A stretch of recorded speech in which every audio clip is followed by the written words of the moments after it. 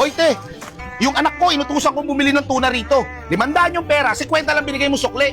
Mandurugas talaga tong tindahan nyo, kapal na mukha mo. Eh teka, tinanong mo ba yung anak mo kung saan niya binili yan? Nak, saan mo binili? Turo mo! Sa kabilang tindahan. Eh kupal! Kupal eh! Kupal!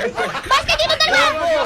Uy pare, papalit na ako nitong 1,200. Papabaon ko lang sa dalawang anak ko, tag-500 sila. Hangas.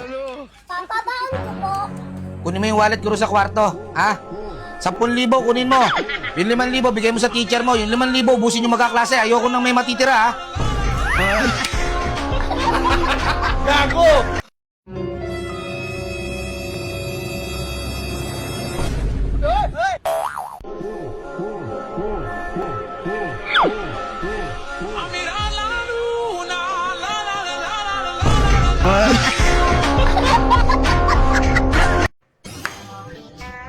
Baby!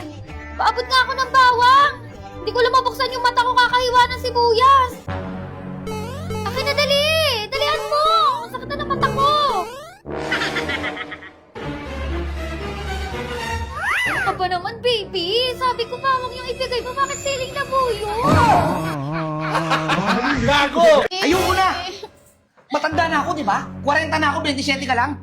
Kaya ka lang pumatol sa akin dahil sa pera, di ba? Buhay ng pera! Lumayas ka na! Baby! Lumayas ka na! Please! Maghiwalay na tayo! Ayoko na! Please! Ayoko na! Itaas mo muna kasi yung paa mo! Ano ba yun? Makapal lalaki rin. Kupal ang puta! Hoy! Kanino babalita ako na nagbabayad ka pa ng babae, ha? Leche ka, nagpupunta ka pa ng Quezon para lang magbayad ng babae? Baka nakakalimutan mo. 1 buwan na akong walang bembang sa'yo. Eh, hindi mo naman kasi sinabi na willing ka pala magbayad. Baka naman may pera ka pa dyan. Gago! Ba't wala? Ito nanggigigil na naman ako. Hi, baby! Ano kayo ka talaga? Nang bababae ka na naman sila naman itong akas mo, ha? Magpapalit mo na lang ako sa nakaboots pa? Dahil pag wala akong boots at hindi ko ako bumili yan? Sabi mo, kapatid na ako! Kapatid? Arang sinsira, hindi ka nagtatanong kagad eh. Sinundo ko lang yung kapatid ko. Hindi mo sinabi agad! Kuya, huwag mo papapasukin ko sa bahay!